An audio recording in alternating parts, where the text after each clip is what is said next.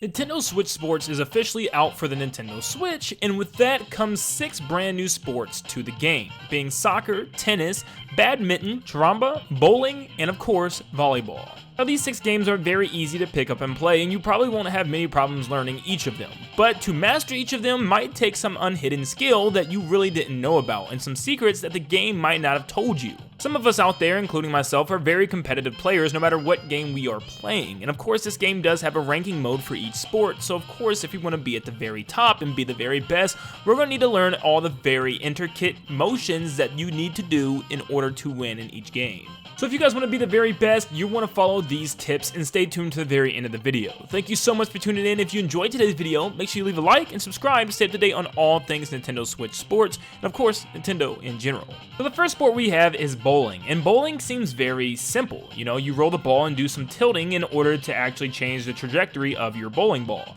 Well, it's a lot different than the Wii. On the Wii, you could simply hold the Wii remote sideways and throw the ball and be very consistent with your shots. Well, this time, it really calculates how much you're spinning the ball and how much you're turning your wrist in order to get some absolutely crazy spin at times. I'm sure there's some people with this one has tons of different techniques in order to get strikes consistently, but I found this one to be nearly perfectly consistent. Make sure that your red line is in between the last 2 triangles on the lane floor. If you make sure you position right between them, all you have to do now is throw your bowling ball and make sure that you turn your wrist just so that the Joy-Con is flipped on its side. If you do any more, it's going to continue to roll the ball way past your direction of where you're aiming. And just so you know, you always want to hit the bowling ball right on the corner of that first pin. It needs to be on either the right corner or the left corner. Never head on or you'll never get that strike you want. But right here, I was able to get literally like 6 in a row doing this method. And of course, you can still mess it up. It's not 100% confirmed. It wouldn't even be fair if it was. You just have to make sure that you get that muscle memory down of how far to kind of turn your wrist throwing that ball. When it comes to the trick bowling, there's really no guaranteed method to do anything. I'm sure people are going to find methods one by one for each lane. But really, the best thing I can tell you is really master that spin with your wrist. All the spin comes from actually flicking your wrist and turning the Joy-Con all the way over. Whether you do it to the left or do it to the right, this is going to be your key in order to get all of these pins knocked down. Tennis also comes down to wrist placement, but also timing as well. In order to get the ball to go to where you want, it's not really about just aiming or flicking your wrist in a certain direction. You have to have timing. If you swing early, the ball will go to the left, and if you swing late, the ball will go to the right. But that's not the only thing here. You can actually position your wrists and move them in certain ways to get the ball to do different moves. If you turn your wrist over, like actually flipping the wrist over, you're able to do a top spin on the ball, making it go faster and shooting towards your opponent a lot quicker. You can also lob it up in the air by swinging underhand, and you can even put some slight directional spin on the ball. If you turn your wrist over to the left, it will slowly spin the ball left, having a weird bounce off the ground which could throw your opponents off. Spin is key here because it's actually what's going to make your opponent fall off guard. They're going to have to dive after the ball a lot more often, giving you a chance to set up a power shot on the other side of the court. You can even combine shots. For instance, right here, I'm doing a lob shot and holding the Joy-Con to the left in order to do a little bit of a drop. You can see the ball shooting up in the air as a lob shot, and you can also see it spinning in another direction. So as soon as it hits the ground, it's going to bounce away from your opponent, making it harder for them to hit it. And of course, utilize your player closest to the net. It's very easy to forget about this player even being there when you're really intense, but if you swing quicker, you'll obviously take control of that player just like in the Wii, and it can really mean a matter of life or death depending on the match. You can quickly hit a ball on the other side of the net with your player closest, so make sure you don't forget about them. Shadamba can be a very difficult sport to master. In my opinion, it's one of the most difficult because it comes to quick thinking and mind reading your opponent. It really depends on what type of player you want to be, aggressive or defensive, and I still think defensive is the best choice here. Now, of course, just using a regular sword here, it's just going to do basic things. There's nothing real special about this one, it's just a basic sword. It has no drawbacks really, and it has no super powerful moves that you can do. Now, the key here is you'll always want to swing your sword in the direction that your opponent is blocking. I know you're like, what? Just say your opponent is blocking from up to down. That's the direction that you want to swing your sword to hit them.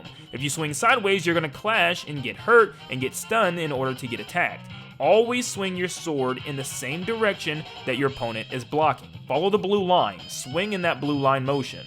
If you ever come down to a 1v1 tie duel-off, make sure you just block. Be the patient one. Wait for them to attack, and then once you get that block, you're literally going to be on top here, and you're going to have the advantage.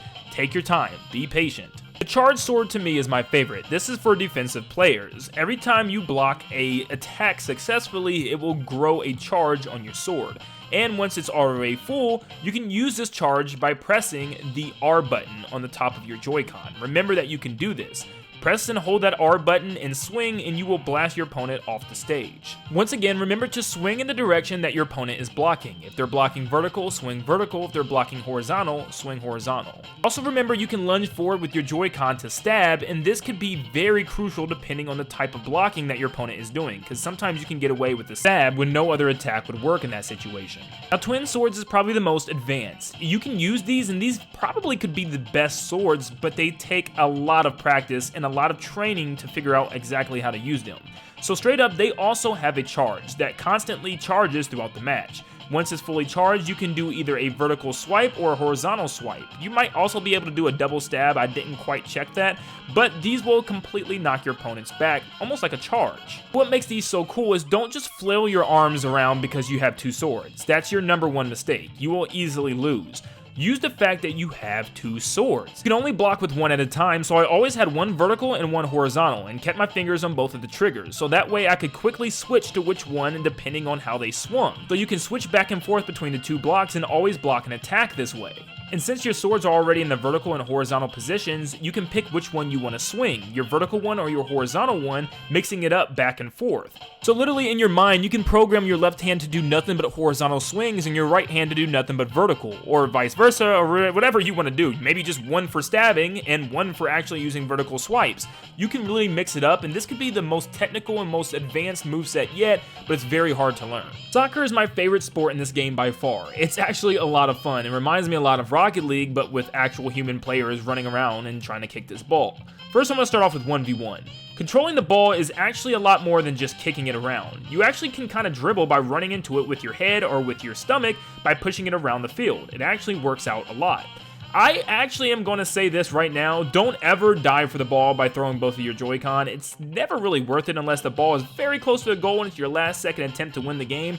I would very rarely use this. It's just kind of hard to get back up after it and you lose a lot of stamina. Another thing, just like Rocket League, don't be the one that chases the ball like crazy. Spread out. Eventually when you have teams, you don't want to have everybody colliding into this ball, and even on 1v1, sometimes you want to position yourself back enough when your opponent obviously has possession of the ball. Instead of chasing the ball and letting them kick it over your head, back up and position yourself as a goalie and make sure you're at a good distance in order to block the shot. Also, if you shoot the ball at the goal and miss, don't run away and be upset.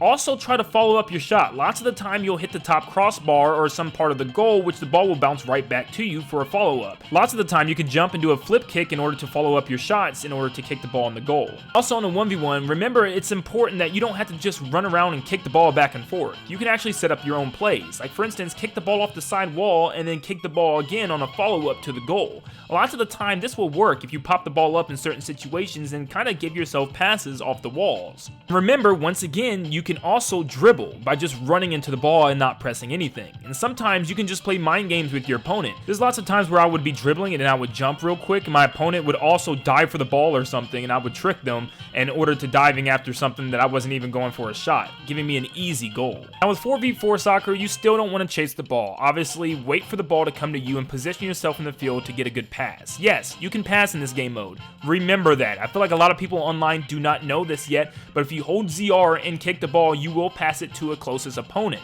This is key. Also, if you want the ball, press A or hold A down in order to say here, which means as soon as your opponent is pushing the pass initiative, it will immediately pass the ball to you. If you actually have a team of 4 people that actually know how to pass right, you can have some amazing things set up between your team by passing it all the way down the field for the last person to kick it into the goal. So remember, when people are pressing A saying here, they're not just being annoying, lots of the time they're wide open, and lots of the time your teammate can easily get a good shot if you just kick it down the field to them. Remember, ZR to pass. It works a lot. First, I thought badminton was extremely easy and didn't have a lot of technicality to it, but there actually is. So for badminton, you actually control the direction you want the shuttlecock to go. If you swing and push your arm into the direction of the right, you'll swing it to the right. If you swing and kind of aim your arm to the left, the shuttlecock will go to the left. It's just simple as that. Once again, switching between regular swings and then using ZR to do a drop shot, it will continuously put your opponent on a running spree. When drop shot is right in front of the net, they'll have to run up, giving you the opportunity to do a loftier shot in the back part of the net. Also, there's a lot of timing implemented here. If you time your swings perfectly, you can do these like stronger hits, and it's not really easy to explain. They just kind of happen depending on your timing. You just got to get the timing down. These stronger hits continue to push your opponent back a little bit, which then you can follow up with a drop shot right by the net, which they probably can't reach. They're going to have to dive after it, giving you an easy score. And finally, with volleyball, it's all about timing. Lots of people mess up the initial set, and it's a lot trickier than you think. You might be swinging your Joy-Con a lot earlier to get that set off. You literally want to bump the ball as it's literally already in your hands. Wait for it to actually land in your player's hands and then bump the ball, or you'll always be early. I see a lot of people online being way too early with these. Also, everything else is just timing. Just wait for the ball to come to your hand and jump early when it's time for a spike. Now, lots of people also don't know is you can actually aim your spike, not by throwing your wrist or not by throwing the controller, but instead using the stick on the Joy-Con, which might be something that you didn't know. You can also use the stick to move left and right lots of the time, but you can also spike the ball in the direction that the stick is pointed in. Whatever you push it to the left or to the right or just all the way to the middle, you can just do any direction that you want. But also, being the blocker up front is very important. There's lots of times where you can just stuff your opponent very easily and get a point if they're just not paying attention. My last tip is if you see your opponents get a ×3, which means they got all of their sets correctly, that means you're going to get a powerful shot at you. And instead of trying to time down a nice bump, make sure that you just get ready to swing the Joy-Con early and get in the direction you think the ball is going to go, because this is going to be crucial in order to save your team from taking a point loss. If you swing early, your character is going to dive on the floor and do whatever it takes in order to catch that volleyball, so make sure you keep that in mind. If you do these things, you will probably never lose a game, or at least lose a lot less than you have been already, and make your way to the top of the ranks. If you guys find any more tips or tricks that you found yourself, let me know in the comments down below, and I'll be sure to check them out. Thank you so much for tuning in. If you enjoyed these tips in this video, make sure you leave a like and subscribe to stay up to date on all things Switch Sports and Nintendo in general. And like always, I'll see you all on the next one. See you guys.